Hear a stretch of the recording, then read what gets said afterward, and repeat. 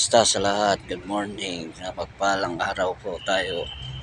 Ay narito po tayo sa City Hall, Baguio City. Yan po ang City Hall. At nandito po ang mga decoration para sa mga darating na pinagbinga sa Monday. Dito nila gaganapin ng opening pinagbinga. At ito, nandito sa aking anak. Tingnan nyo, pinaglalaruan ng decoration nila. Hallelujah. Yan yung mga nakadecorate para sa flag racing dito sa darating na Monday. Para sa opening din ng pinagbenga 2025.